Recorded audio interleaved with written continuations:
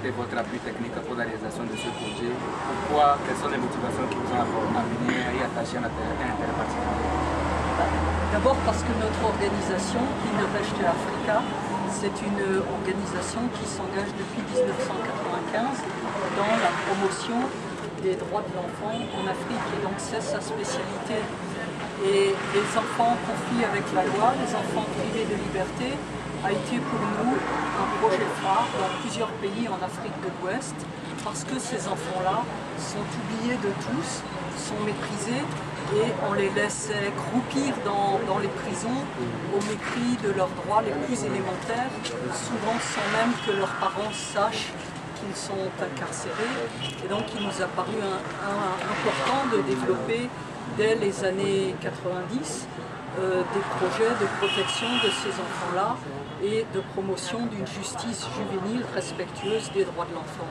Et c'est ainsi qu'au Togo, nous avions d'abord un projet avec une autre organisation dans la région de Lomé, et depuis maintenant 3 ans, nous sommes engagés aux côtés de Creuset du Togo dans la région centrale pour cette promotion de la justice juvénile. Alors, depuis quelques années, vous œuvrez au Togo. Quelle est la courbe de la tendance, à votre avis, sur la situation des enfants en conflit avec la loi? Les enfants en conflit avec la loi restent une problématique préoccupante, parce que les situations qui mettent les enfants en conflit avec la loi sont souvent des situations qui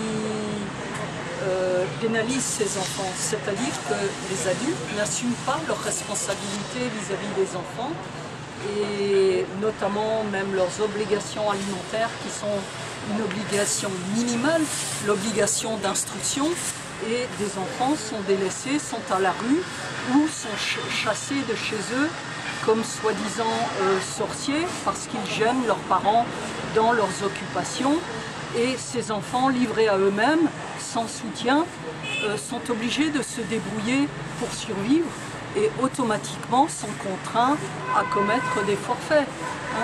Un enfant dont personne s'occupe, personne ne lui assure le gîte et le couvert, est bien obligé à certains moments de se mettre en conflit avec la loi, de commettre des forfaits.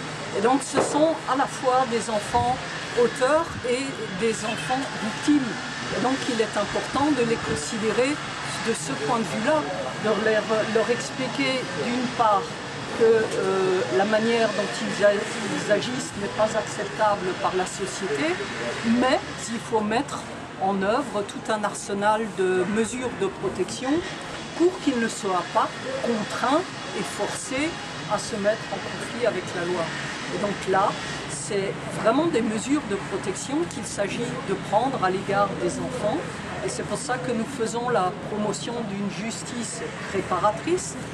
Mais moi, je fais un appel solennel ici aux parents pour qu'ils assument davantage leurs responsabilités vis-à-vis des enfants et qu'ils arrêtent d'abandonner leurs enfants et de les mettre dans des situations extrêmes de souffrance qui sont absolument inacceptables et insupportables pour les enfants.